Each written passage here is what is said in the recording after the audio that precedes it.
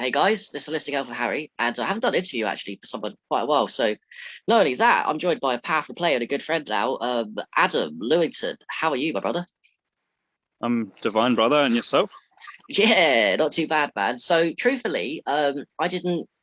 I think I added you on Facebook quite late. It was in January through my friend Lee Robert Wilson, who I think you know. He promoted your stuff and said, "Oh, there's this guy Adam, and he's setting up a conscious community. You should add him." So I did.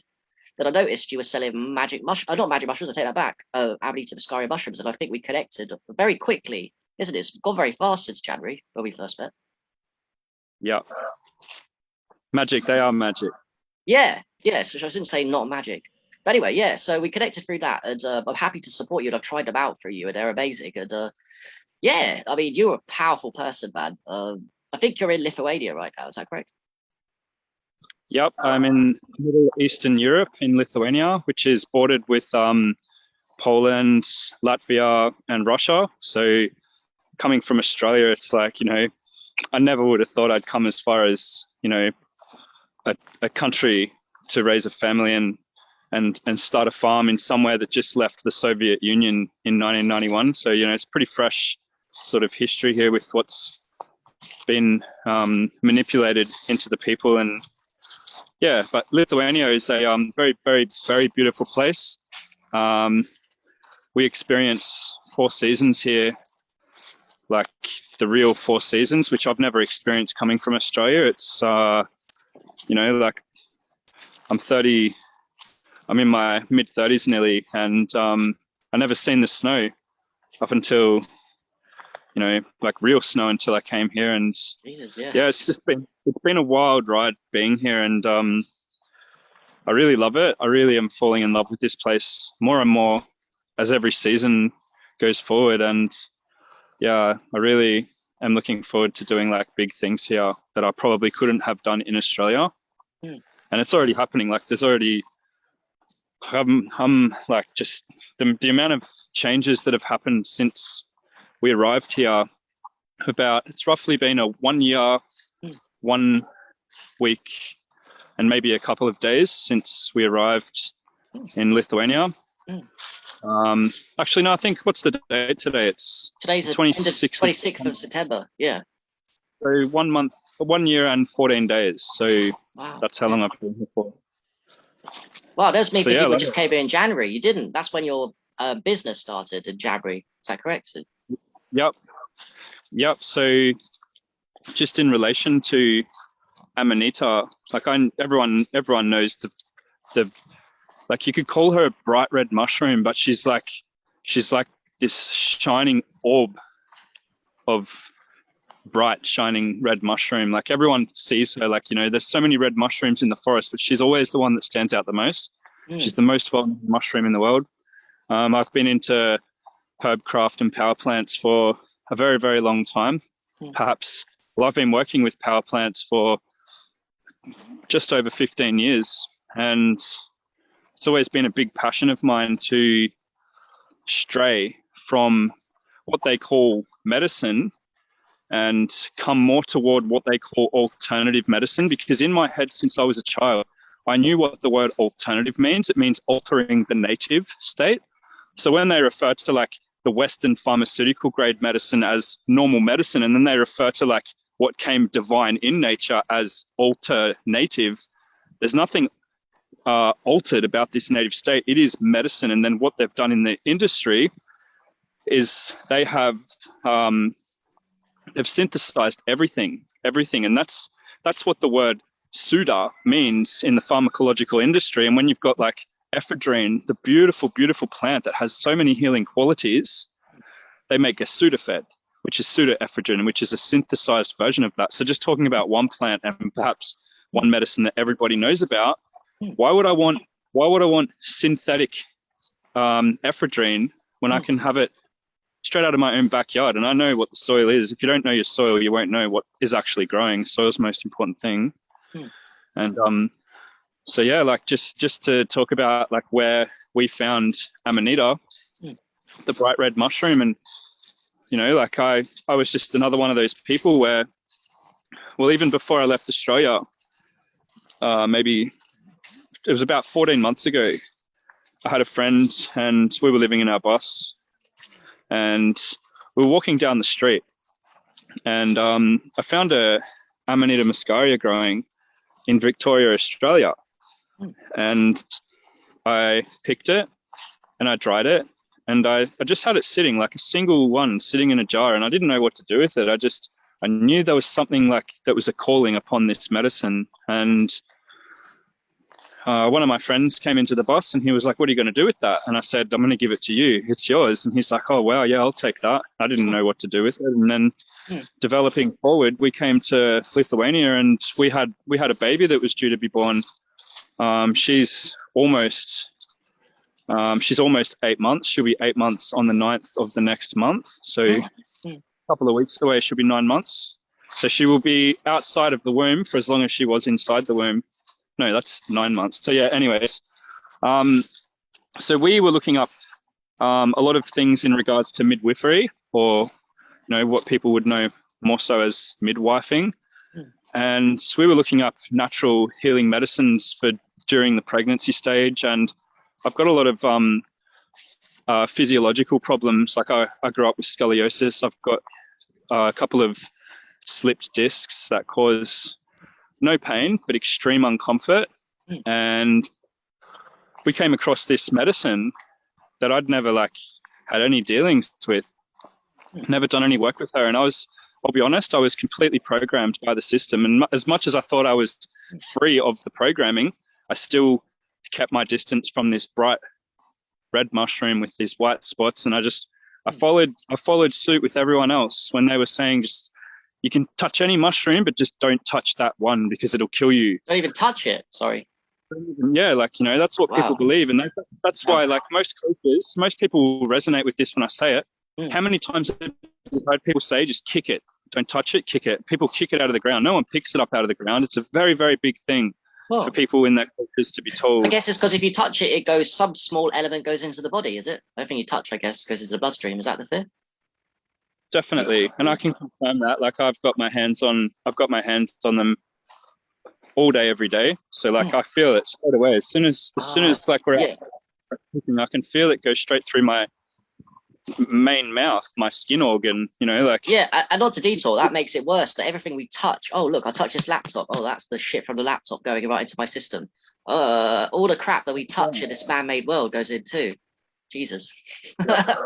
even when you turn the light switch on in your house, you're running a 240 volt current straight through your body, and you can't feel that because you're electric, but and it's a different wavelength, but it's definitely sending a pulse wave through your body that is not what we're designed to incorporate into our electric field. So so we started working with this medicine, and we made a tincture out of it, and we just followed some basic protocols that we found online after some quite diligent research. It wasn't just one or two links. It was we went through quite a lot of information about them after drying them. And then we ended up making a tincture, and my wife was heavily pregnant, and so she would get a lot of pains, and I had a lot of pains. And the moment she used it, I remember the first time she said to me, she's like, my pain just instantly disappeared. And I was like, oh my God, this sounds it just reminded me of some sort of marketing ad where they, the black and white, the ad of the black and white vacuum cleaner, and it's the terrible vacuum cleaner, and then they've got this new sparkling thing, and it's but it just reminded me of something that seemed so surreal, something that was too good to be true. And then so I was like, okay, I'm going to rub some on my spine. Instantly, my pain went away, and I was like, what is this stuff? And I knew I had to find out more about it. And when I become passionate about something that brings truth to me deeply, I don't just go off in a tangent. I stick to it and I go through it. And so from there, we started looking up more about it, and I found that it's only just coming to be revived over the last. You just happen to be in a country that has loads of it growing, and you didn't even know that. Synchronicities, I think. Well, that's I don't think anything happens without reason, and I feel like all of the knowledge that I've acquired over the years, it's just, if anyone asks me what a short or a long-term solution was I can now hold this thing in my palm and say, well, not only does this heal external pains, but it also completely reforms and upgrades your internal traumas and your physical or your non-physical traumas, your spiritual pains, and everybody's got a lot of them. It's a world of that, you know. Pow! Wow, that's powerful. Yeah, in a way, it is a magic mushroom of sorts. It's just the one. It's the most famous one, but it's the one that people are still, even within our communities. And you and me before, I trusted you, man. To be honest with you, as soon as you set the shop up and I bought some, I was like, this must be legit because Adam's saying it's legit. I put my trust in people that have done the research or have done the experiments. But yeah, everyone's programmed to think that it's bad. Even now, I'll hear people say, now there is some concerns. Maybe we can address that at some point with if you are toxic, maybe, and the best ways to take it. I do think there is some legitimacy to issues if you're not in the right mental state or just toxic in your physical body. Do you think there is with that? Let's get into that now. So, the main stories that we hear of people dying from Amanita. There is a very easy to identify Amanita that grows in the similar environment as Amanita muscaria, Amanita pantherina, Amanita regalis, other variations of Amanita. And she's known as the Amanita phalloid, or better known as the destroying angel or death cap. And she looks nothing like any of the medicinal Amanitas. So there's a sure tail way to know that you're not going to misidentify this medicine. So there's no way that you can make a mistake with getting into trouble with this particular poison. But Amanita phalloid, it is said that half of one medium-sized cap of Amanita phalloid or death cap is enough potency to kill 6 human adults. Whoa! And I don't know about the verification of that, but I personally now know someone who had some, and he became very ill, and the hospital wouldn't release him for I think it was 10 days, and basically it goes in and it destroys the liver, and the medical system doesn't actually have the facilities to deal with certain amounts of poisoning that goes into people. So lucky, I think he had just enough to just go into like being revived with the supplies that the hospital had. But that's the only reason why Amanita has become so vilified and so demonized in the world of natural healing. And that's got nothing to do with the Amanita medicines. Yeah, and which there's is also the bright and red one, because the bright and red one, you can't mistake this, can you? It's like you said, it's very bright. I've seen them grow in the ground. They are very bright red and white. There's nothing like it, is it? It's obviously that. There's nothing else like them. So like there's a type of mushroom that grows in the Middle East and Europe forests. Yeah, it goes by many names throughout Europe, but it's named after its color. So it's called Rasula, and Russia is named after a red-headed Viking, and it also has a similar word to their meaning of red. And so the Rasula is very popular on the dinner tables of Russian people, and it's a very different tinge of red. It's more like a maroni, light magenta color, and they're not very palatable. They're not very tasty, but they are used in cuisines in Russia, and that appears a lot in the forests where we go foraging.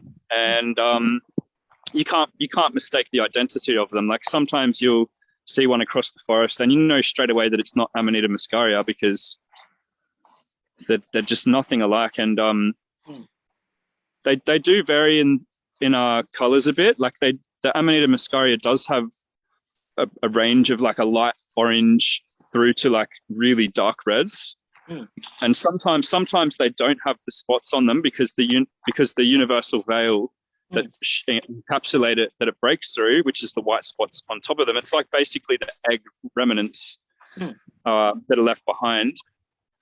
Some of them release all of them, so you can find Amanita muscaria that just comes bright red or bright orange, and based on the overall physiology of the entity, you can tell that it's a Muscaria. There's no mistaking it. And a lot of people, I imagine, and I know that they don't know anything about mushrooms, so they're like, I don't want anything to do with foraging them because I'd rather go to someone who's a professional. And I understand that and I respect that. And I'm more than willing to apply for that circumstance. But yeah, there's no way that you can misidentify them. Yeah. And I do think you make it easier for people because you've set up a great business here and you're doing a quite well now, quite rightly, because you're a powerful person that's selling them and you're doing a nice process on it. You're dehydrating them to an efficient standard, isn't it? It's not just like put them in an air cupboard. You've got a process going back there. You've got a system set up. And quite honestly, the prices, they are really not expensive. They're cheaper than the other stuff. They're well worth it just to go through the process of you. And you do international shipping too, I think. Like, Jesus Christ. It's good. Okay, hang on. I've just give me 1 second. Yeah, sure. I can pause this, the recording. Yeah, do it. Yeah, so you set up a good system here where you've got a processor going and dehydrating it well, and the prices are great. And a lot of people are coming to you. You do the worldwide shipping. You've really sorted the system out and doing a process for you. And you're doing them. Are you doing them fresh? Are they? You was picking them, and now you've got people to pick from you. And you know, so I can't remember actually. You think you've got other people now to pick you? Yep. So we've got a very, very, very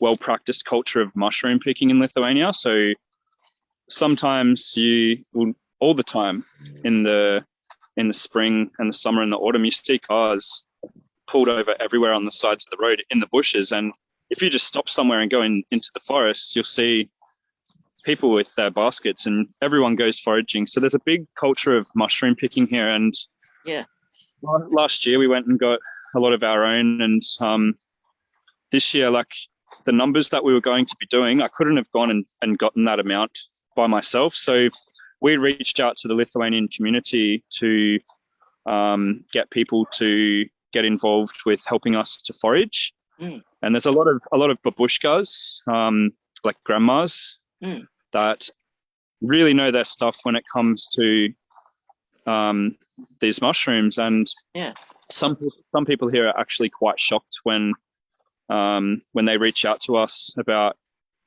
musmare, what they call in their culture the Amanita muscaria, because like every country, we've all had that vilification of the substance that it's no good and to stay away.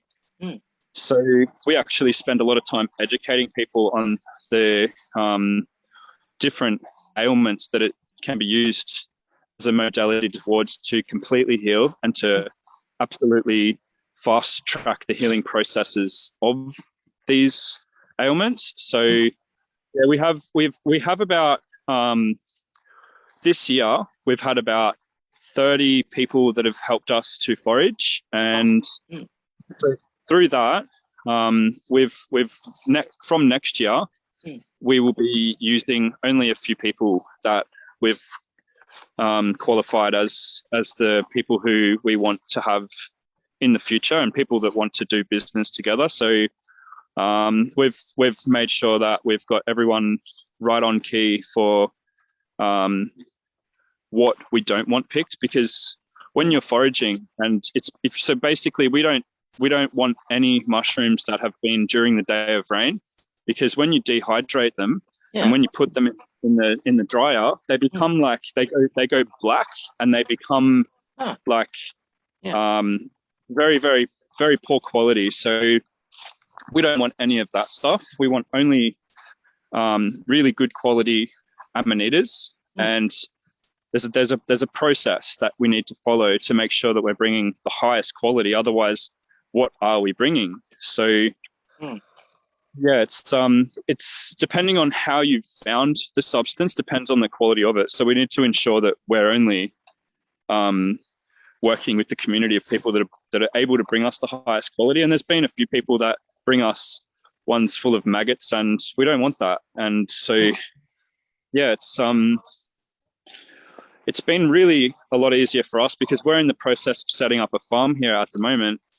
And as of next year's spring, like we're going to be really pushing out like probably between 60 to 150 20-meter long beds. So it's going to be a really big year for farming for us next year. And so, yeah, but we've had a lot of relief in having the community that's able to help us. And yeah, we've been able to bring them a return as well. So a lot of our pickers that didn't really know much about the Amanita, they're using it now because we've shown them what. Really? You showed the locals that didn't even know, some of them, about Amanita muscaria, even though they grow it in their own country. You've been telling them about it. That's cool. Yeah, so it's like, it's something that, like, it's not just about, getting something and distributing it. Every opportunity that I have in my life now, I'm reaching out and I'm telling people, like, we need to connect back to this. And I need to stress the importance of making people understand why it's been vilified. Not because, it's just no one knows enough about it. It's not because there's other things that are actually far more superior in terms of healing than her, but rather we're in a system that has entrapped the minds of every free people, and they are using the hoarding and holding of truth as a weapon against us. And that's only what an enemy would do. An enemy would do that. Somebody that's there with us, beside us, above us, trying to lift us up, under us, trying to push us up. The only people that would hold the greatest knowledges from us are our enemy, because only the truth shall set you free. But would your enemy not lock you down? And so yeah, like that's hence why we see all of the most religious symbols in history have been the Amanita muscaria, whether you go to Islam, whether you go to Christianity. And it was only hundreds of years ago that Islam and Christianity was the one same religion. And that's why you've got the same symbolism in both of the cathedrals. And that's why they're all the same astrological tools and symbols scattered throughout their temples, because it's the same temple of the divine creation that we come in. And we've been taken away from that. We've been split up and divided. And now we think that Islam is one faction and Christianity is one faction. But truly, we all had the knowledge. It was only 400 years ago that every single person knew that energy was free and divine in the natural design. We knew that everything we needed was in the jungle. And even look at the Amazon and what they've been doing to it. Like, if you don't know that the enemy, the parasites, the ones that are overthrowing all of the systems worldwide right now, if you don't know that they're the ones burning out the Amazon, we need to know that the Amazon forest alone was fully man-created. That was a medicine garden that many countries would come and wander through to and use and know. We all knew that the Amazon was a medicine cabinet that was maintained by man. It's not just something of nature that popped up. We've always been the medium. We've always been. Didn't even know that. I didn't even know that part of history. Wow, I believe you, though. Yeah. And that's the same thing you'll find in every country. You'll find every country had a natural food system. So like all of the main roads, all of the main highways in Australia were the natural roads for the indigenous people to wander on. They're all actually aligned with the constellations. So all they'd need to do is look up at the constellation. They'd need to know where they wanted to travel on the land, and they would walk that way. The sky, where does the saying, as above, so below, come from? Where does the saying, if you want to look at Christianity, where does the saying, as it is in heaven, so it shall be on earth? Because as it is in the sky, it shall be down here. That's why you've got in Kemet, or what whitewashed word Egypt is now called. In Kemet, they had the entire periodic table of elements, and they knew that every constellation was a molecular construct. They knew that Orion was the DMT molecule. We knew that we know that Musca is the muscimol molecule. And if you look at them beside each other, you'll see. And if you go and get a book of all of the entheogens that have the molecular compounds dialogued, if you look at those pictures, you'll be able to find a constellation that looks exactly like that, and look at the name of it. It might be written in a different language, but it will say the same thing. It will, in the different language, it will tell you what composition it is. So we've been taken so far, and to be taken out of something like that, once again, only an enemy would do such a thing, because we have everything we need down here, and they've made us fear the most divine, important things, and they've made us fall in love with the most sinister. Satanic, innit? Satanic shit.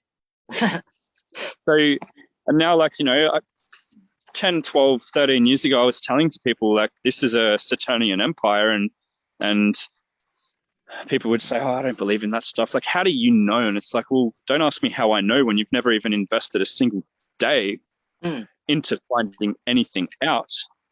But the more you have open eyes, and the more that you can use these modalities to look through as an oracle, the more that we will see things, and the brighter our aura will be. And that's, like, the more visionary you become, the brighter you become to people around you. You can tell by someone walking down the street without saying a single word to them. You can tell what their energy state is, and whether they know certain things. And there's just something about your field that can pick up on that. And just like someone's shady, when you're walking down the street and you know that you don't want to know somebody, like, your energy field can pick up on that. And so, yeah, it's a very sad time when people run from the most appropriate medicines still today in 2021. Yeah. And it's not such a sad day when we reconnect those things and we start to listen with our hearts, not with our ears on YouTube and all those sorts of things. But one of the first principles of herbcraft is not just about how the plant forms in appearance. It's not just about whether it's in the water, whether it's on the dry land. It's not just about what season it flourishes in or what planet governs what type of plant group. It's about how does it look? How does it taste? Taste is one of the most important things, if not the most important thing, with determining what type of medicine you're dealing with in herbcraft. So, for example, if you go pick up a dog shit off the ground and you put that in your mouth, what are you going to think? You're instantly going, like, regardless of what we're being programmed to think, you're going to instantly know that this thing is not what you want in your mouth at all. And so, isn't it interesting how Amanita muscaria is the most, I don't know anything, and I didn't until I started working with it and turning it into powder. I'd never smelt anything that was more appealing to me. I never thought a mushroom would smell like malt honey when you turn it into powder. I like the smell of it too. I've got some here. Yeah, it smells divine when I open it up. Jesus. It really does. And that has a religious context to it, because it talks about in Psalms in the Bible, and I've done a video breaking this down, it talks about the Amanita and how to harvest it.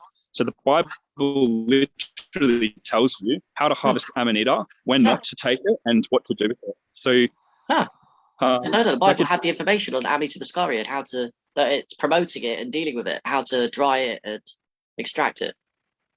That's interesting. But we've taken this story literally. It's a story. So, like, if you go back to all the ancient cultures, traditions, everything was based on storytelling, because stories come from the heart. They go into the heart, and that's what we remember things with, in the heart. That stores in our blood, which becomes part of our DNA ancestrally.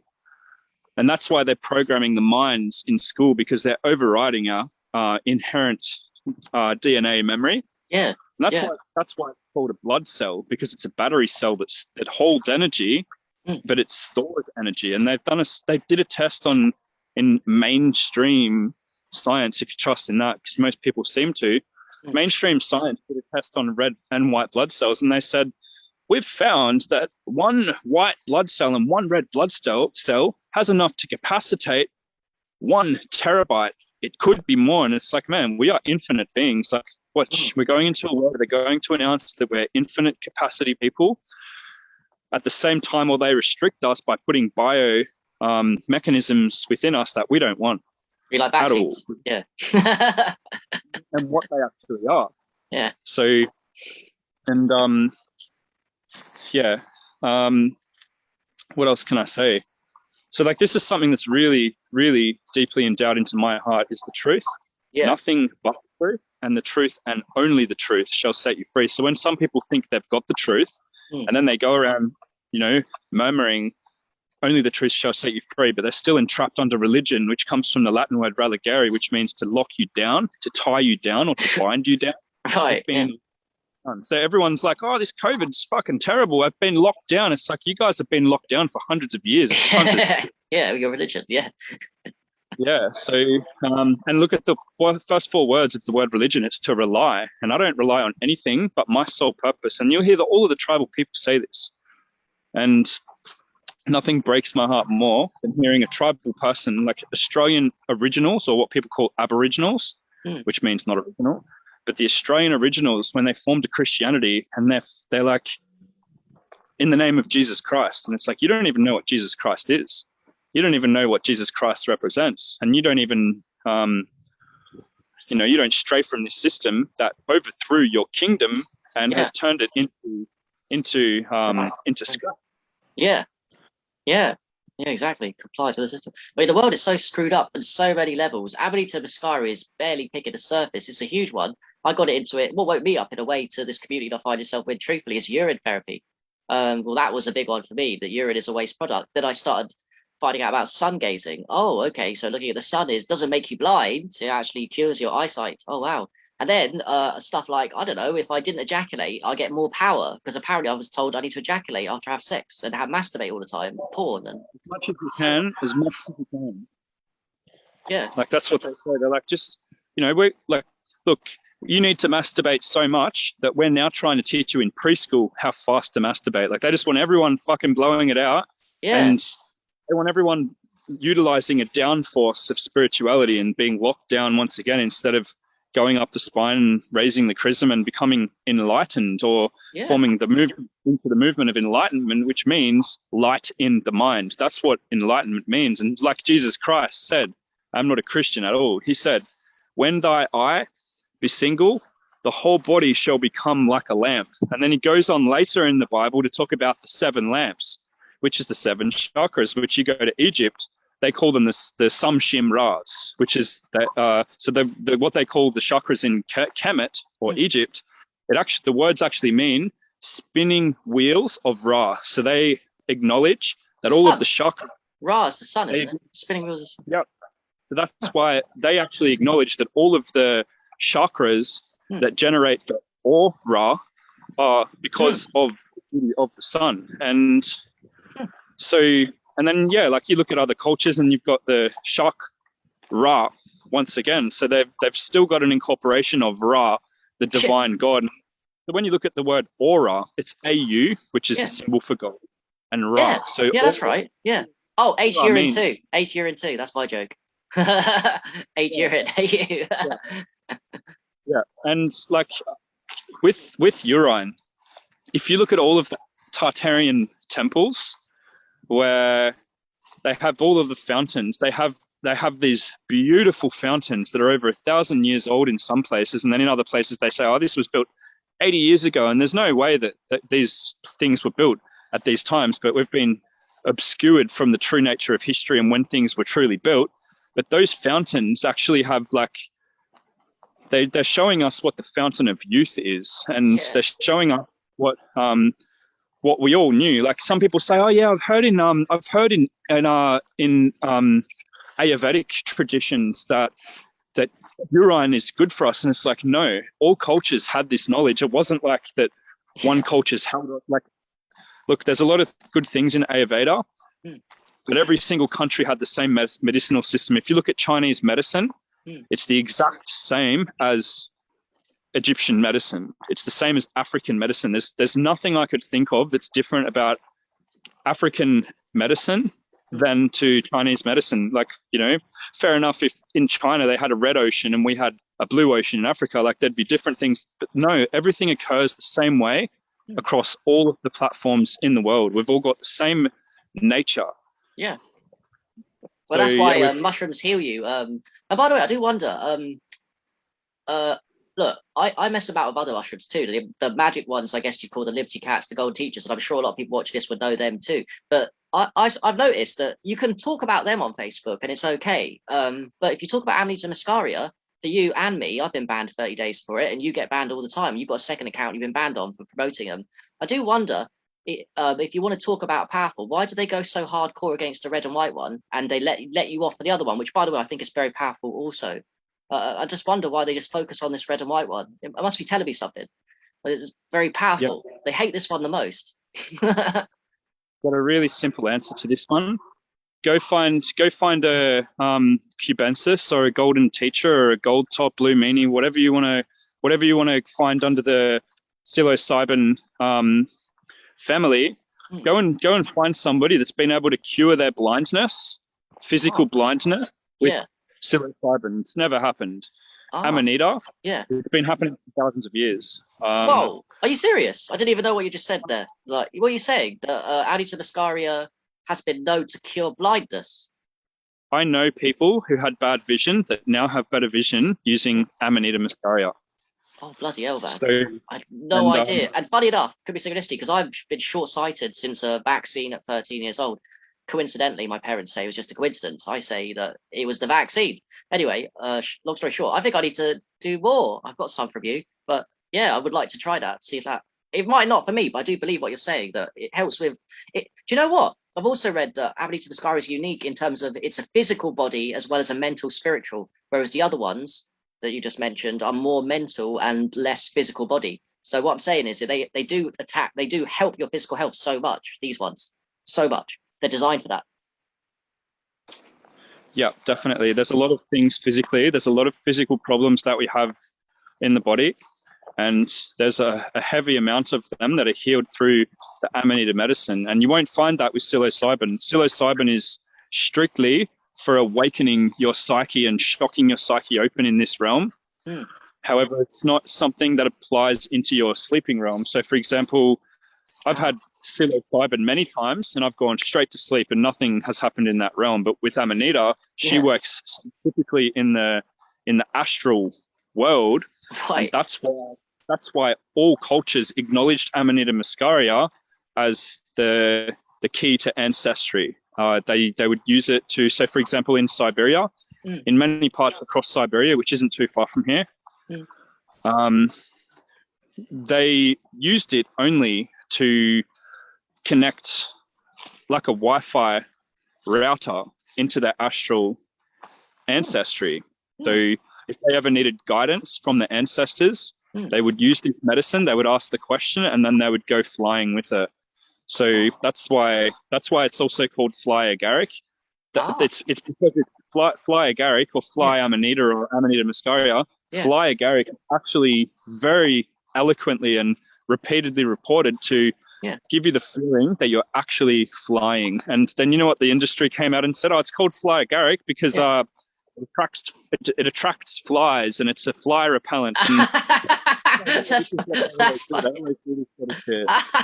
You can't make that shit up. That's ridiculous. Oh, fly agaric. Yeah, it must be doing flies right around it. Yeah, like everywhere I go, I'm always trying to like see where the evils are so I can just pierce straight through them. And with Amanita, it's like the evil's everywhere. Like the amount of demonizing that's occurred with this wonderful, gentle, healing being. Like what she's done in my life is I wish I found Amanita earlier. And many people have said that to me as well. Many people are like, man, like I wish I knew Amanita earlier, because that means you could have had 10 years more of the lack of traumas that you've been carrying. And so the one thing with Amanita that she's very well known for is she works on the psyche between the ages of birth and 8 years of age. And so what do you mean? Like if you take it when you're above that age, it goes back to your childhood with your psyche from that ages, 0 to 8. Your trauma. Amanita muscaria, Pantherina regardless, all of these Amanita strains, they all work specifically on the traumas that came from birth to 8 years of age. And have you ever heard that saying that everything that happens to us in the first 7-8 years is what programs us for life? Yeah, of course. So a lot of people, when they're like 40 years old, 50 years old, and they're living in this trauma from what happened at the time they can't remember, so they can't associate that. And then they gave up school, so like that just brushed everything out mentally. So you can't even try and remember what happened before school. Amanita goes in and overlaps that, and she comes in to heal all of those things that were happening in the early stages. So, for example, a really good example could be like if you had some sort of sexual assault against you as a child. Sometimes when you think about going to have intercourse with somebody, you'll have this mental misery that you just can't overcome that situation that happened. So what Amanita does is she takes you back to that circumstance. Yeah. And she I'm super curious now. So I mean, does it take you back consciously when you sleep, unconsciously? How do you know that to make not these claims? How do you know these? How do we know if have we had people say, oh, it's taken me back consciously in my sleep, I remember, or was it just healed? I do believe what you're saying. Just like wondering. Both. Yeah. I've had reports of both, like people going back to that experience and then being shown the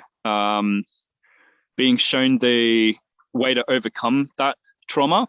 But then what she actually does, like it's not just like ayahuasca is very well known as an example to then show you how to overcome that trauma so that you've been given people to work with directly, and then you go and action out your goals from the spiritual lesson. But Amanita will actually like erase, like she wipes away the traumas completely so that you don't have to go forward anymore and you don't feel this burden of pain of something you don't know how to resolve because you mentally and physically don't know how to correlate to the fact that it was this that caused the problem. Like she is such a she's such a genius working plant that she will go in and she will do all the work and you don't even need to pay any attention to it. She'll just do it all for you. And right, what you said makes me and I do 100% believe you, and I'm super fascinated. There needs to be way more research done in the future. I'm sure you'd agree for this. I 100% believe you for now. I love antidotal, but what I'm thinking is this is a God created thing. I mean, how can you argue against it when you just said that it cures you in tabula rasa from all the traumas that we go from 0 to 8, when it's definitely not our fault and it's due to our parents and society and conditioning? Because at 0 to 8 you don't, Jesus, now it might be a bit our fault if we unheal ourselves and traumatize ourselves, but at 0 to 8 you're blameless. So yeah, man, if it does that, it's hard to argue it's not a medicine designed to heal you. It's designed. Another really big difference between muscimol healing fungus and psilocybin healing fungus is psilocybin doesn't necessarily it doesn't pinpoint a how do I say this? So psilocybin won't work through a pinpointing of waking life and sleeping life. She only works in the waking life. Yes. So like right now, if I take some psilocybin mushrooms, like you and me will be like, man, I'm not going to tell you I love you, but can I tell you why I love you? Man, I love you because, and you know, like it brings out these really beautiful natures in us. Yes. But it also brings like this horrific scenario for a lot of people as well. Like many people I know that have had psilocybin that didn't have a guide there to tell them what amounts they should use. I know so many people that are like, man, I've never taken that stuff again. Like it too much. I nearly like, you know, like too much, man. Or they weren't mentally ready. You need to be mentally ready. You need to do some mental preparation depending on the amounts. Because if you skip the journey too far, you're going to suffer with that stuff. You know? Which is why we needed a mushroom shaman just as much as we need a cannabis shaman. Like you don't just, you know, like how many people do you know that are like, oh man, I was at a party the other night and I smoked a bong and I went to sleep in the bushes and was just vomiting all night. And it's like, well, who guided you through this ceremony? Like, you know, you just have a little tiny bit and you don't have any more, and you get to know the nature of her before you go jumping. Yeah. And the same is principally applied with Amanita, because you need to microdose. Like I don't know, and I don't need to know how much you've had in a maximum dose at a time, but with Amanita, you actually need to take micron amounts to start with before you can go and use large amounts, because she actually has a lot of work that she needs to do before you go in and do the big work. So what she does is she regulates all of the organs and she regulates all of the hormones within the body and just basically resets everything and makes everything replenish before you can go in and do major healing work. So anyone who goes and, you know, takes 10 grams or 15 grams of this without micro using, and then you encounter some people I've heard that have paralysis, body paralysis at times, which can be freaky because they've done too much too quickly, and then all of a sudden they're off it for life by using it wrongly. So who do they think they are? Who do they think they are? Disrespecting something so powerful. Yeah. With anything, we need to know. We need to know.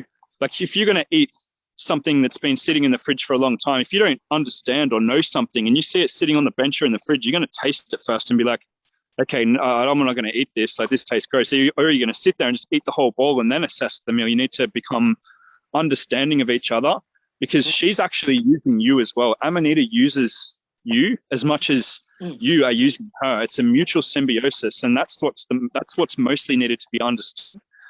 So yeah, like there's a lot of people that don't micro-use. They'll go in and have a big dose at the start, and although they might reach extremely euphoric visions and have these extremely powerful revelations, that's not how it's meant to be done. You're meant to micro-use it first, especially in the world that we're so full of toxic.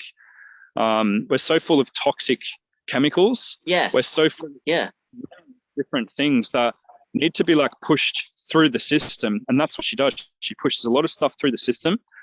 She's basically paving a red carpet for your soul before you go in and major use. So I really wanted to talk about that as well. I wanted to talk about dosage because power, because she has a method, and there's a method that's been applied throughout all cultures. And I know a lot of people that I liken it to people that rush into fasting when they're new. Like, you're going to detoxify, you're going to get a major healing crisis. Same with this. You're going to get a major healing crisis that you shouldn't go through if you do rush things too. By the way, I'm sure you know this. I don't want to complicate this too much, but I think there's a truth to Amanita Muscaria that it's unpredictable in the sense that some small amounts, you can't standardize how much of the good and the bad stuff's in it. There is some bad stuff which is taken away mostly from dehydration. But what I'm saying is it correct to say that if you took a small amount, sometimes it might have none of the good stuff, but if you took a small amount, it might have more? It's a bit like it gives you the lessons you need at any moment in time if you believe in that. It's not standardized like psilocybin.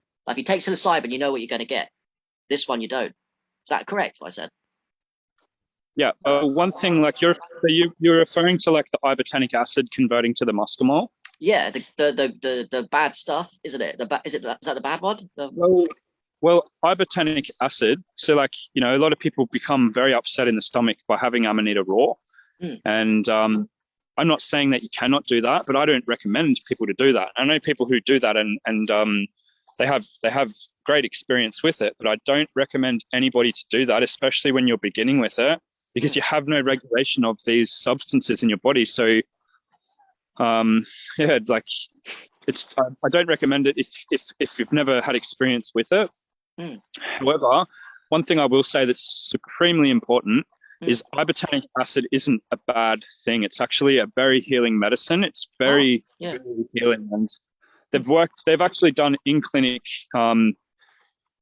studies of the healing qualities of ibotanic acid with cancers, and it's shown to be really effective. But in terms of like micro using and having large doses, it is depending on the amount of muscimol conversion from the ibotanic acid that makes for the powerful experience. So a really important thing to note on this is there's 5 phases of growth in Amanita across all of the Amanitas. And basically, like, you'll have like these tiny little, like a vulva, and then it will be exposed, and then the universal veil will break it out, and then there'll be like a flat cap, and then it will be like, you know, it will go like oppositely inverted, so it will become like a bit of a bowl on top. But the second 2 phases are actually the highest counts of ibotanic acid. So they're actually the most powerful Amanitas you can have, and it's actually the first ones that come in the season that are the most potent in ibotanic acid across all of the Amanitas. And then you can convert that ibotanic acid into muscimol, and that's what the healing modality. And that's through mainly dehydrating it properly, which you do. Yep. So it's called decarbulating, and it's just changing the molecules. It's changing the molecular structure from an ibotanic acid into a muscimol alkaloid. Right, I see. I'll give you more.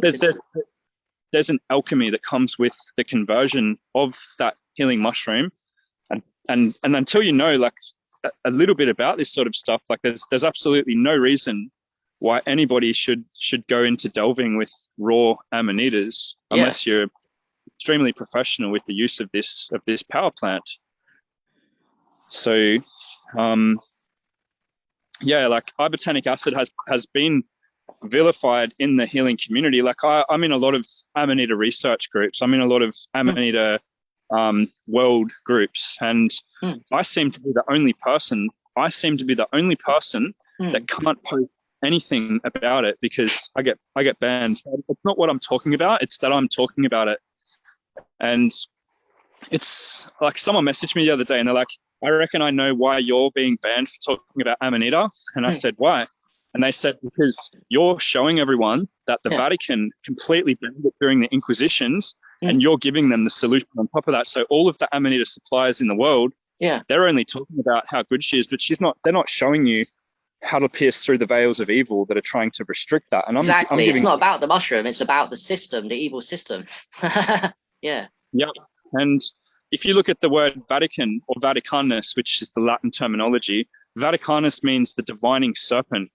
And the divining, so if I divine your energy, I'm stealing your energy. So that's what the Vatican system is about. So we've got the divining serpent, but the serpent is, as you know, the Kundalini, or the rainbow serpent, or the Samshimra. Like that's the energy force that travels up the body, and they're divining that from us. They're holding it from us. They're stealing the knowledge. And in the same meaningful time, they're wearing all of the garbs that the Siberian shamans were wearing. And that's where Santa Claus comes from. Santa Claus comes from Siberia, because it was during that time of the equinox that the shamans would come through with their reindeers on their sleigh with the red bag full of Amanita, the sack, the red sack. And if you look at the etymology of the word red sack, it's sack red, it's sacred. So the word sacred literally means, if you just split the syllables in half, it's red sack, sacred. And it's not just the womb that's sacred, it's the red sack of the Amanitas. And how many Amanita do you see hanging from the Christmas tree? And the symbolism of the pine, that's where the Amanita grows. The Amanita grows under the pines, and under the bark. And under different types of conifers. And so we are mind controlled to cut this tree down in the forest, take it home in our living room where everyone's dying spiritually. And they put it in the corner of their room. They put tinsel wrapped around the tree like the serpent that goes up the spiral, up the spine spiritually. Up as the Ida Pingala as we know it, and down the corpus callostrum, and then into the pineal body, which creates a flash of light, a literal flash of light, which is what Christ in the metaphorical teaching of Christianity was talking about when, like I could do a whole video on how much Christ actually symbolizes, like the whole of the anatomy of the human vessel. But look, I've brought a lot of information to people over many years, and I've gathered a large following on one main social media platform. And some people have come from YouTube, but I've been banned from YouTube multiple times and have had all my videos taken down. But I've mainly maintained my following on Facebook, and I've worded myself in a way where I've walked the boundaries without busting through the guardrails, so to speak. And like, I have a lot of people in my life. I got hundreds of people, if not thousands of people, that are like thinking, like, what's Adam saying today? Like, what's Adam doing today? Like, I need to listen to this guy because he really wants to help us. He really wants to take us on this journey to better ourselves. So as soon as I opened up the Amanita Muscaria shop, I had over 1,000 people just like go straight for it. I mean, the business blew up, didn't it? Very quickly. And I was helping you. By the way, the reason why we're doing this interview is because I'm promoting Adam's work, and you get 10% through with my code, which I'll put at the end. But so we work together now. So I love the fact that you sell them so cheap anyway. And with these 10% that we're offering, and sometimes you do them too, it's really, and you do the process of dehydration, which is important. So it takes it out of people's hands, the risky business, and treating it raw. It's wonderful what you've done. You're doing well now from helping people, from actually helping people with something, you know? Yeah.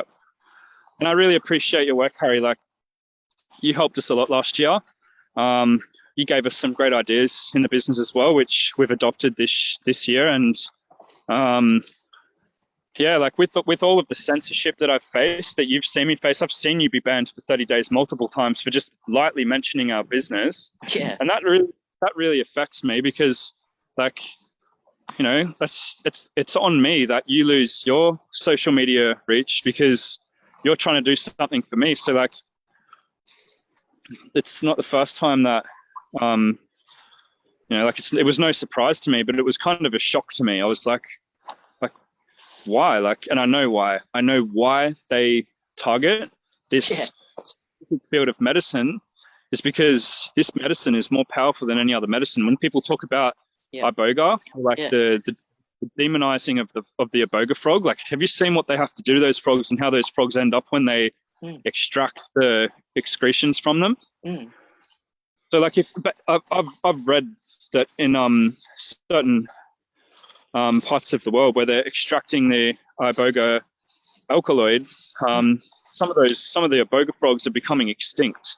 Whoa. And they're just it's a big industry. Like the way that the ancient people did it, that wasn't actually that long ago. So we really shouldn't call them ancient people, because their workmanship still walks with us today. But like, there's a way that they did things. There's a way that they did things in harmony, because they understood that nature is forced through harmony to form equilibrium as much as possible through the natural design. So like, they worked with that.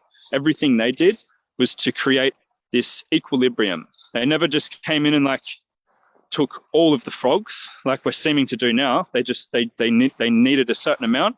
They would give thank you to that creature. And but with Amanita is there's nothing that's affecting the actual immediate or relatively distant environment from harvesting Amanita. And they just keep coming. They keep coming and they keep coming. And so like I've taken on this journey now where I used to just provide problems and how to like break through the mind control. Like I always wanted to break people free of the mind control. And now I came into harmony and this beautiful relationship with Amanita, and I'm like, I know that I've got the one thing that just breaks all of the shatters all the paradigms people come with in the Western world.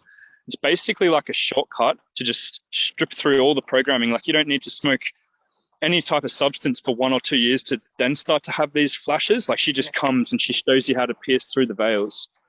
And it's really interesting and someone criticized me for this, but I'm always looking for the etymology in things.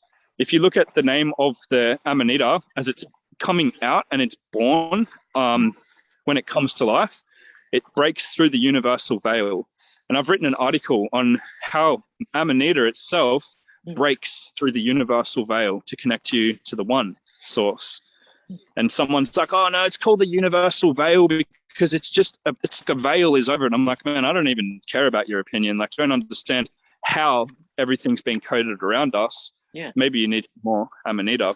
I can't say that because everyone's on their own experience.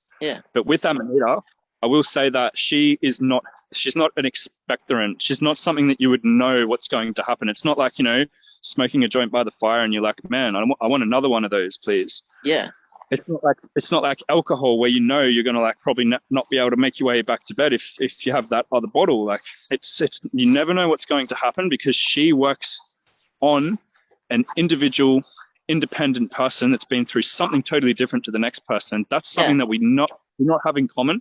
Is our spiritual paths that we've walked. No one comes remotely close to anyone else in terms of what path we have walked. And that's one of the greatest things about the world that we've been put into, is that everything is so mysterious. Everything's so wonderfully mysterious, and everyone's trying to break these mysteries with grouping things and putting definitions and explanations with things. But not everything in nature needs an explanation. You know, like a lot of people like say that Amanita needs to go through more clinical studies, but how many times do you need to open up a whale to go, okay, well, it definitely has a heart. Let's try and give it back to life and give it back to the ocean. Like, things just need to be marveled over in the wonder of their creation. And that's where the ancient people saw it. They saw that everything was part of this oneness, and there was nothing outside of that oneness. And now we're like, we've just come so far, and I want everyone to go back to that place, and that's what I've always wanted, because I felt so alone being in that oneness by myself. And then I started to meet my tribe. I started to really meet my tribe many years ago when I started really coming out about the Vatican. And I realized there was a lot of people that didn't just know a little bit about the Vatican. They knew everything the Vatican was up to, including their creation of the pandemic of COVID. Who created the World Health Organization? It was a Knight of Malta. Who created the Food and Drug Administration? It was a Knight of Malta. Who created NASA? It was a Knight of Malta, someone who's been knighted under the Queen into the Order of the Knights of Malta. Who created the CIA? Who created the FBI? Who created the USSR, the United Nations? It was a Knight of Malta, who are the servants of the Pope, and they must do everything the Pope says. So every time someone's like, geez, these governments and bankers, they're bloody just greedy, aren't they? It's like, man, these people don't need money. They created money to control us. They're sitting back with all of the inner knowledge. Yeah. So snap out of it, wake up, and realize why the Pope and all the popes of history dressed as the Amanita, completely dressed up as the Amanita. And look at all of the prophets of all the religions went up to the top of the mountains. And then they came back days later after their mushroom ceremonies. And why did we draw art inside the pyramids all around the planet? Because out in a pyramid, you can't, when you go on a psychedelic or an entheogenic or a journey with God, when you go into these missions, or when you go on to these, what's the word I'm looking for? Anyways, when you go on to these missions, onto these ventures, you can't bring anything physical back. You can't be like, man, look what I found in my trip. Look what I found when I went to God. You can't do that. So that's why they depicted all of the art inside the temples, because they needed to put it down for other people. But then that God hoarding empire came and stole it all away and said, we come in the name of God. We are the Society of Jesus Christ, but they are actually and truly the Society of the Inquisition, with the conquistadors that came to rape our women and steal our children and kill our men. That's what they're still doing today. So as soon as you think that the United Nations backed Roman army peacekeepers are like doing something good in the cause of COVID, everyone that doesn't know what's happening with COVID right now, they don't know what the plan of the Vatican was from 100, 200 years ago. So I've been talking about that for a long time, and no one's really talking about it. And I put my life on the line to talk about this stuff, because people who expose the Jesuits are in very big danger. And I get helicopters, I get multiple bans on all of the things that I have technologically. And I've just been really targeted over time. And look at me, like, it doesn't affect me. Like, that's how powerful I am and how grounded I feel in my seat of my soul. Nothing affects me, because I've got the truth that we are one and nothing can take me out of that. When you've got that truth, you're free. Yeah. So, yeah, I just went on a bit of a tangent then, but I like it, man. I want everybody to hear that. Yeah, it was powerful, everything you've been saying, truthfully. Like, hey, here's a side tangent question, quick fire if you want. This is just to do with Amanita muscaria. So I've heard that raw milk, this might be controversial to some people, is a good way to remove even more of the ibotanic acid. Is something that the ancients might have used as a technique, as also drinking pee after Amanita muscaria, but also raw milk. Have you heard of that? I saw it in the book, the Fly Garrett book. I think you recommended me, the big one. It said in the Vedas or something. So yeah, putting it in raw milk, and letting it to ferment over a certain duration of time. And anyone might say, oh, how long though? Experiment. Nothing will harm you with the experimentation of this particular one. Yeah. But it was known as many things across different cultures. It was known as ambrosia. It was known as the Holy Grail. It was known as soma. And a lot of people are into... That's right. In the soma, in the Vedas, the Rig Vedas or something. Yeah, soma. It was soma, wasn't it? Amanita. Yeah. 100%, no doubt about it. And there's a lot of people that, like clash about what soma might be, because it can't be Amanita muscaria, because these people have never actually used Amanita muscaria. They're still under the programming of how fearful to be of it. And actually, if there's anyone out there that knows a little bit about etymology, one of the greatest ways to break up words, if you're entering the path of etymology, is if you get a syllable. Syllable. So there's 3 syllables in the word syllable. So if you go and look up the etymology of each one of those syllables, you'll understand where the word syllable actually comes from. And it makes sense. It paints a sentence. So rather than just saying a word as a curse, it's sentenced, written and recorded in etymology of syllables. So if you look at the word Amanita, you can create a sentence etymologically, the word Amanita, which means connected to protection. Really? And I can't say any more about Amanita other than she is directly connected to protection, and she is a spirit protector. And I've never felt so protected in my life. Even if I stopped using her and I was working with her directly to help other people overcome their traumas and problems and physical ailments, I know that she's protecting me spiritually, and she's been laying dormant for a long time. It's been hundreds of years since we were all running in fear from her. And I feel so protected from her. Like, my whole sentiment has been highly leveled up because of her. Yeah. And I feel it and I know it, and I give grace of all glory to Amanita for doing what she's done for me, not only for other people. And here I've got more than just love for her, like more than just love for Pantherina, Regalis, and Muscaria. The things that I'm hearing, like I've got testimonies that I've just posted on my Facebook. Yeah. That, like, they're mind-blowing. They're mind-blowing. You're 15, if you posted 15, you probably got more than that. And the 15 I've read are... It goes about 20. 20. They're truly shocking. It's on your new account, isn't it? Adam Reindeer. People should add you on your new account. Yeah. Jesus. So, I never asked for any of them once. And I just had people... Like, if I give someone a testimony on their product, which I never really do because nothing's blown my mind that I've actually used in that sense.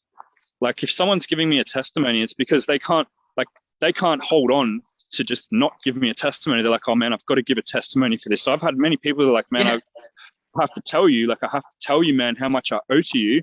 Yeah. Because this is what's happened and it's only day one. And I'm like, it's so beautiful to hear that. And like, sometimes it can be a little bit, I'll be honest, sometimes it can be a little bit overwhelming because it's not me doing the work.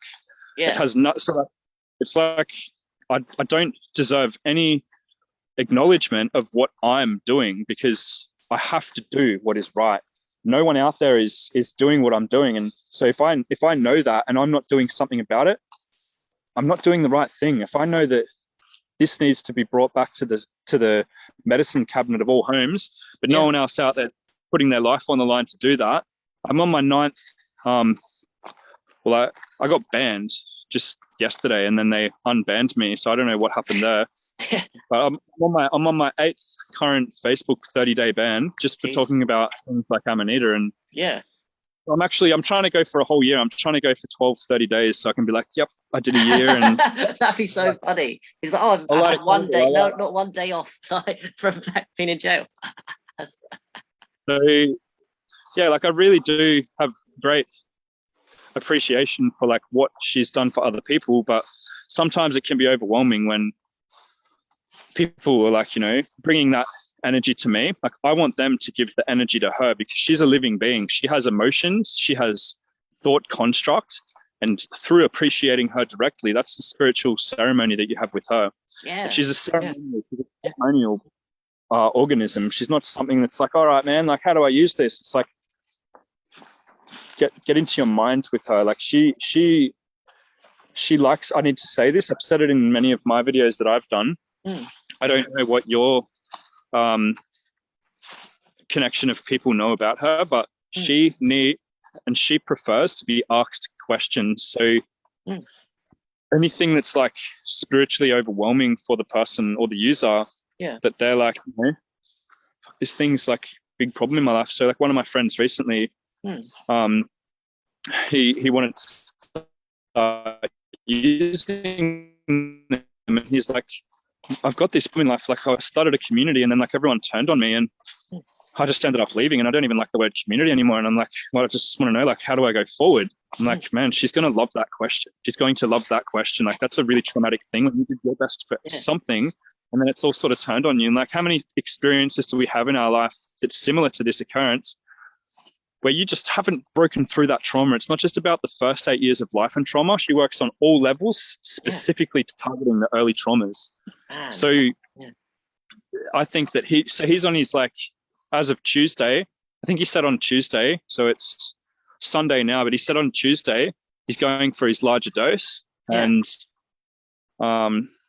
so, you know, like, just as an example of someone who I'm close with in Lithuania, he lives here, I'm really excited to know how that comes out for him. So he might not get an answer on Tuesday, he might not get an answer on Wednesday, but it comes, and it comes in the right time. And some people, like, they have Amanita and they're like, nothing happened.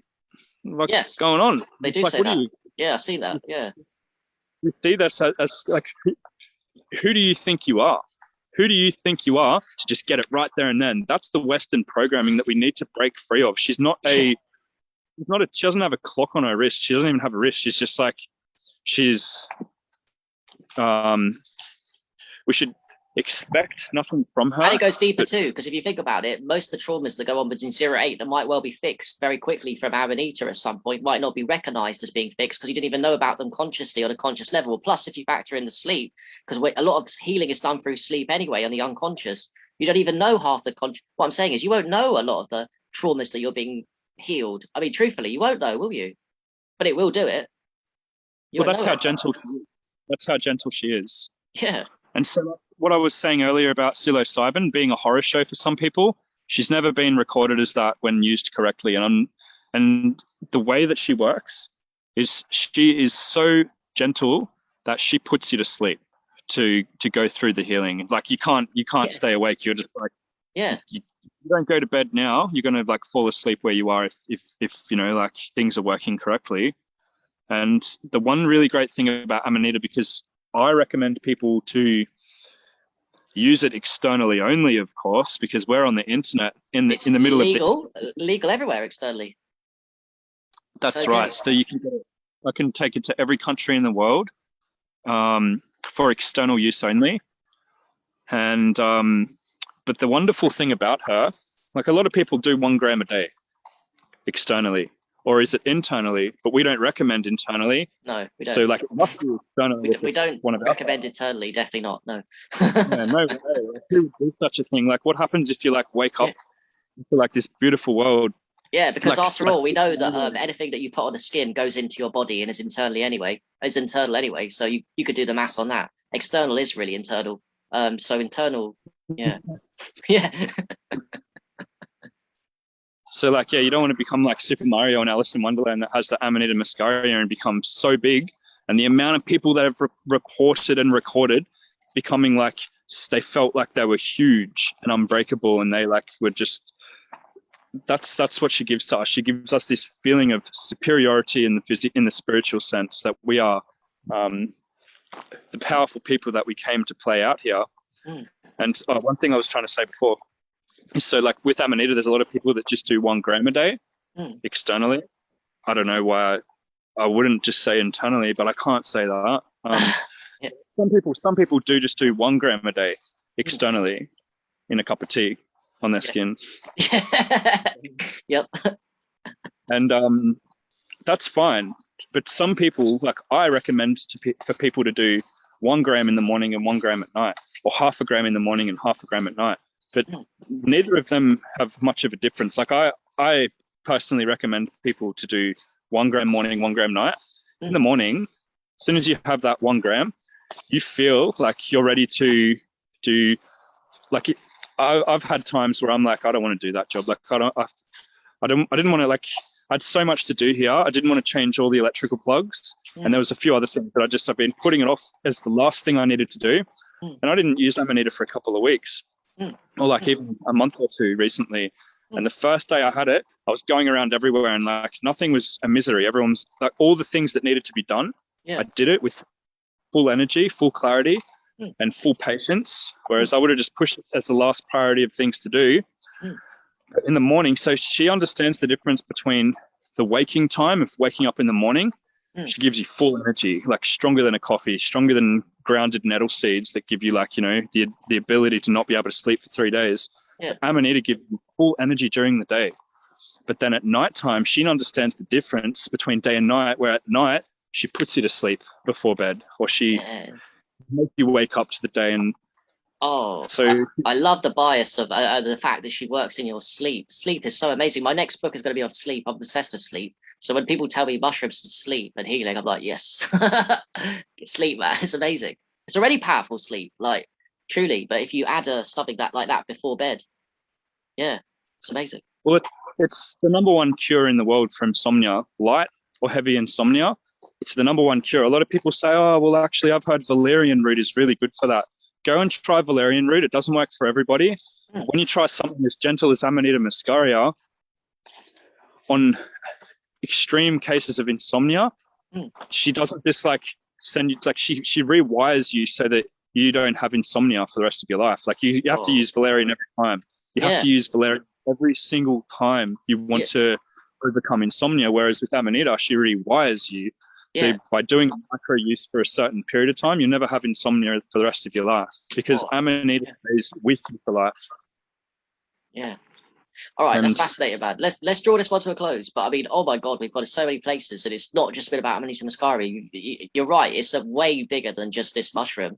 But I'm so happy, and I just got to say, I'm so grateful that for the power that you built up in yourself, for the willingness to take on challenges, to risk your own life for something, a truth that you've synchronistically, not accidentally found. And the fact that you've got the power to think, okay, I'm going to promote this. I'm going to, get people to pick and give them good wages, to sell it to us, to people at good prices, to give discounts, to spread this around the world, to have a lot of people thankful. And you're only going to grow in your power. And I can only see a lot more people coming into this knowledge of Amanita muscaria because of what you're doing. So truthfully, I'm really grateful for knowing you and what you're doing, man. It's an absolute inspiration to all of us, and keep doing it, man. Keep rocking the show.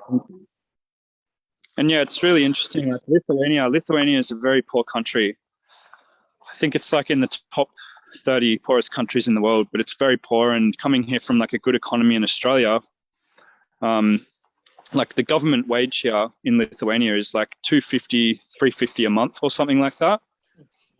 We're actually paying people that much in 2 days for foraging for us. So, and these people in Lithuania are like, what is this about? Like, what is, like, this is the mushroom. Like, a guy came over the other day and he was like, we used to kick these things over until I'm like, man, if you do that, like the Siberian people believe, and I'm not into conspiracy theories. I never have been. There's not a single conspiracy theory that I ever believed. They're all rubbish.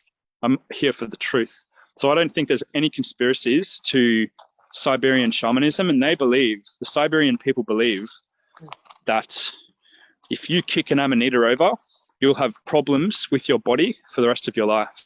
Oh, karma. Karma's a bitch, isn't it? Karma. I don't believe in conspiracy theories, but yeah, I definitely believe in, what comes around goes around. And this mushroom's so powerful.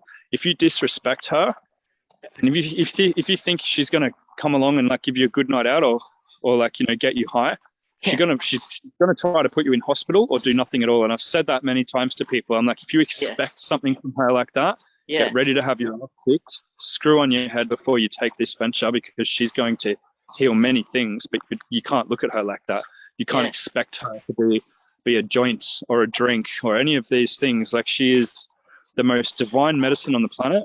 And I've gone through in many videos explaining eloquently and with great definition how she is the most powerful medicine in the planet, and why, coincidentally, she's the most demonized of everything in the jungle. She is the most demonized. Can you think of anything else that grows in nature that's more demonized than this medicine? No, it's the most famous mushroom in the world. The red and white, Super Mario's, it's in Fantasia, Alice in Wonderland, it's Santa Claus, it's Reindeer, and yet it's also the most demonized as well as the most famous. And yet most people still think it's poisonous.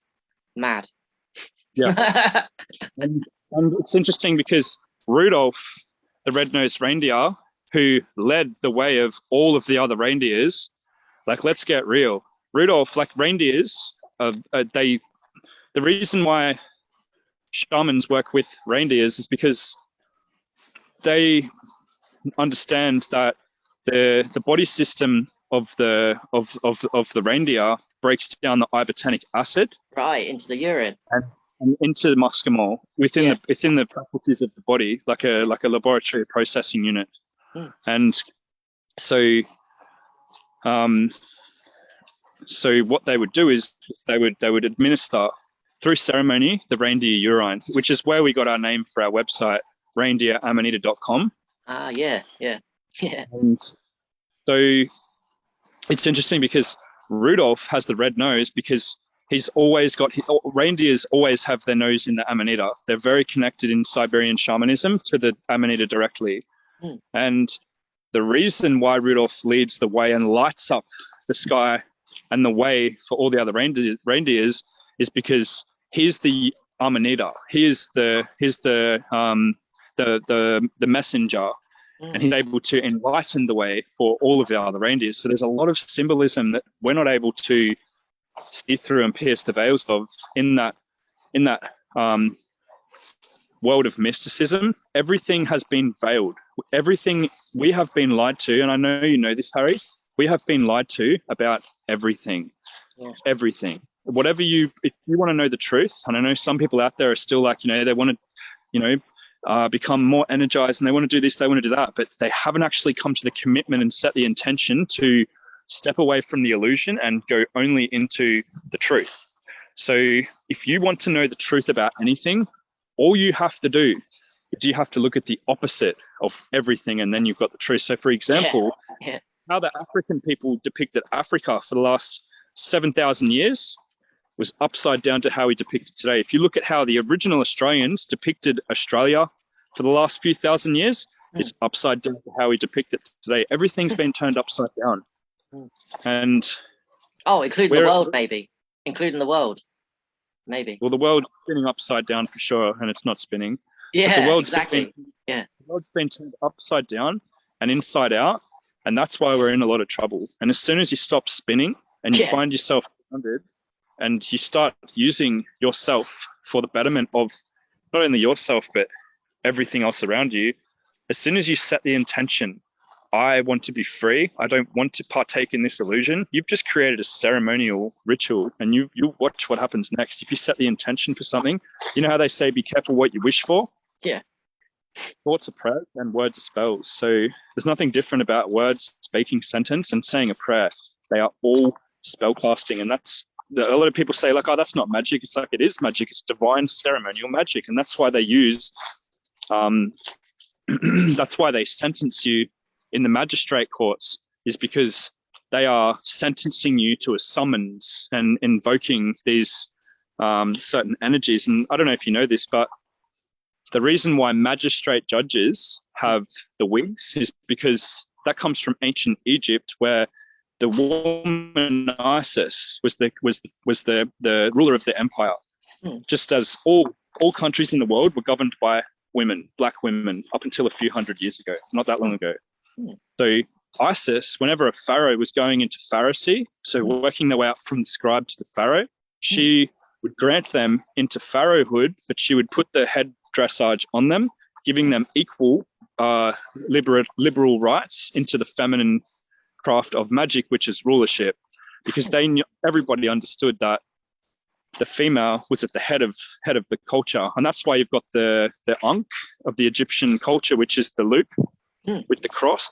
And so that loop is the womb, which is the female at the top of the Trinity. That's why the Trinity of Egypt, or Kemet, is Isis, and then Horus, and then the child.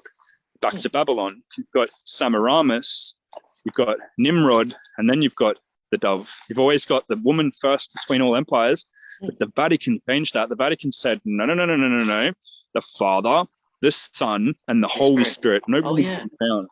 Yeah. Oh, no mother. Yeah. No woman. Huh. No woman. Well, that's corruption and inversion of the truth again. So fucking do this. So I'm really passionate about breaking free of all of these spells, because the more passionate you are to break the spells, the more you'll find yourself grounded in the truth. And I just kept following that path, and I believe I'm at the end of the path, finding Amanita. I believe that's the that's what I feel is like the be all and end all of the spiritual journey. And I can't, there's nothing more I can really say that people can't have with their own experience. It's something that people really need to not take words for it. They need to find action in the ceremony. And I know how people feel it's overwhelming with this mushroom. They're like, man, like everything you've said about this, like I'm on board, man. I need to try this. I need this in my life. But how much do I have again? And I'm like, I'll help these people through this. But I've done a lot of videos, so I usually just guide people to those videos, and I'm like, ask any questions once you've watched this video. Yeah. And I feel like I just tried to like resonate a lot of that information into this conversation. So yeah, like we accept emails. We get a lot of people emailing us saying, hey man, how much do we eat? And it's like, man, like it says on our website, we don't supply for internal use. So if you want to shut our business down, I'll totally tell you. But that's not what my intent. One important thing maybe to say is that, and you've said it already, just to emphasize, is just to start slow and build yourself up. And it's not like cure-all, although it can be. Don't look at it like cure-all, and set your intention because you ask questions on what you want. Everyone that's going to take it is on a growth journey. You've got questions on what you want in your future, what you can deal with in your past. Set the intention, start microdosing, and build up slowly, and then you can't go wrong. And take it first thing in the morning, last thing at night, 2 great times. It's going to put you to sleep probably. You'll wake up a different person, and you'll never know unless you try it. So don't worry about measurements and all that shit. Just do it. Like, don't overthink it. Just do it. Kind of sometimes too. And yeah, some people like to have it raw. And like I said earlier, like I don't recommend anybody to do that if they're not a professional with this modality. Yeah. But some people like to eat it like a biscuit. And right. I mean, like eating it like a biscuit externally, of course. Externally. And I prefer to eat it like a biscuit externally. Like I just go straight for it. Rub that biscuit on the skin, rub it on the parts of your body. Yeah, that's right. That's right, man. Like I would never put that inside my body. Gosh, what a terrible thing to feel enlightened it would be. Yeah. So and lastly as well, I mean, I've heard, I'm sure you'd agree with it, the teas, simmering, don't boil a tea, don't boil it too much. Get it to a simmer. Get it to a nice simmer and then take it like that. That's a really nice one. So there's a lot of people who debate that as well. There's a lot of people who debate everything around Amanita. And there's no real protocol that is the protocol to follow. Oh, right. Yeah. Like there's like, okay, like what is the perfect way to smoke or to use cannabis? There's no ways. Like every culture has done it differently. Yeah. So, like it's more to the point of converting that cannabis into like the alkaloids that form through burning it. And so every culture has variations of the ways that were used traditionally. So anytime someone's like, that's not what I heard from this person, I heard that this was the way to do it. It's like, well, like there's certain things that you need to follow, but there's certain things you can do in your own way. So like I always tell people, like, don't boil it where it's on the bubble. Don't do that. Just put it in really hot water. But make sure it's not boiling, because if it's boiling, it's at a temperature that starts to break down the muscimol. Exactly, yeah. So, and then a lot of people will debate that and say, well, actually, when it starts to get to that temperature, the muscimol holds until this much. And like, people will have profound experiences either way. So it's not about being specific. Yeah. It's about the connection that you've got with her. And you can try different things, and then that will work for you where it hasn't worked for other people in that regard. Got you. Yeah, do your own experiments. Do your own experiments. Be your own doctor. That's all what I've always promoted, and you've always promoted. Experiment. This is your body to heal. Yep. It's your responsibility to heal. But Amanita will help you if you ask her to. That's right. And the father of Western medicine, he actually, so like where you put the, how everyone talks about the Hippocratic Oath, thou shalt do no harm to our people. You mean Hypocrite's Oath? Hypocrite's Oath. Hypocrite. Well, like, exactly. The hypocrites following the Hippocratic Oath. Yeah. But they're following the Hippocratic Oath, and Hippocrates, or however you like to refer it as, he said, he who is not his own doctor is a fool. So if the father of the medicine system that we have, that we go to see these doctors for, he actually said, if you go to a doctor, you're a fucking idiot. He said that. Yeah. So I'm really sorry to anyone out there that's like, well, I've got this problem. So like, who am I going to go see for that? It's like, well, what do you like? Don't come at me and attack me. Go to the father of like this whole system that we've surrounded the Western system within. And another thing that Hippocrates said, he said that any physician that calls himself a physician without the understanding of astrology has no right to call himself a physician at all, because Hippocrates was an astrologer. So like he was in herbalism, in like, not like, your Western herbcraft, but in like in all of the modalities of cosmology and herbcraft, all cosmologies and the herbcraft systems have 7 plant groups, which is each governed by one of the 7 orbs, which the days of the week are named after. So if you don't know what transit Venus is in right now, you can't diagnose the liver. So don't do that. And that's why you can't be a doctor. If you're going to a doctor that doesn't know where Mars is right now, and he's diagnosing the liver, run. And how many of these doctors have plants growing in their surgery? None. And if they do, they pay a company outside of their own to come and bring different plants every 3 months. So these doctors don't have anything to do with plants at all.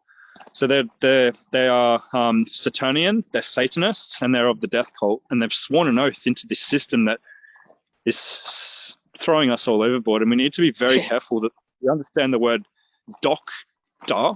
Doesn't it mean to Dr. Kirby's to make false, to change? Is it?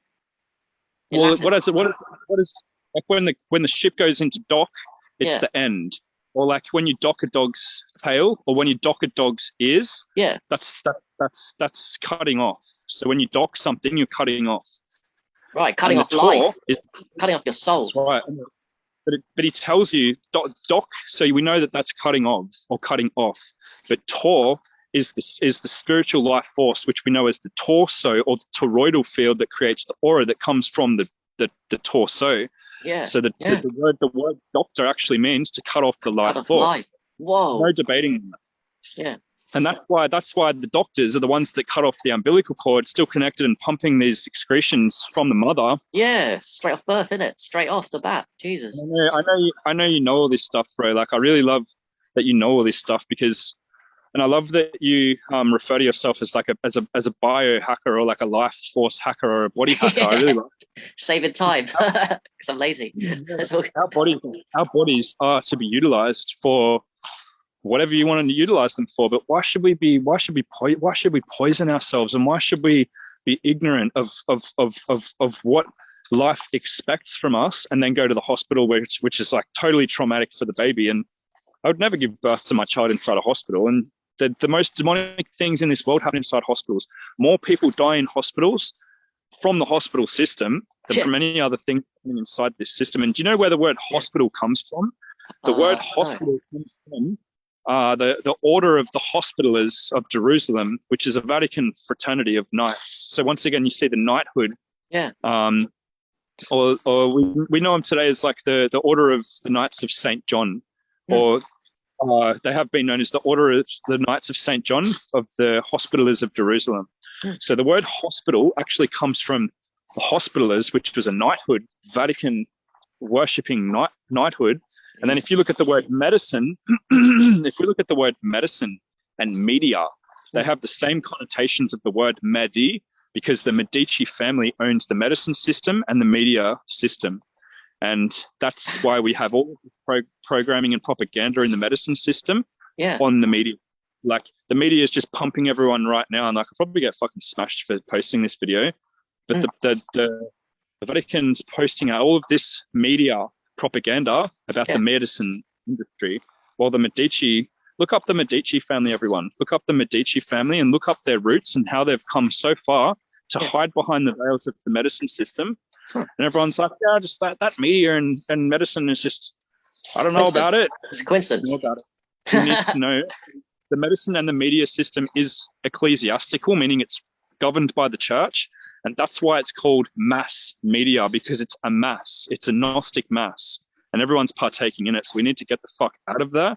And we need to have some Amanita to just see straight through and pierce the veils of evil.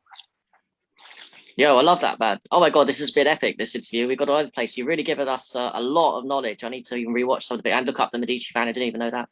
So yeah, man, thanks, Adam, for all your time, sincerely. And if anyone should be at least intrigued by the Amanita Muscaria, I'll put the link below and you get 10% through me because I work with Adam closely. And he does worldwide shipping on that. So thank you again for your service, man, truthfully. And we should do some more of these. I'll cut some beautiful clips and hope people have got value from it. Just thanks for joining us. And I'll see you soon as well. That'd be good. Thank you. We should do more in the future. Thank you, brother. I appreciate your time. Hey, no worries, man.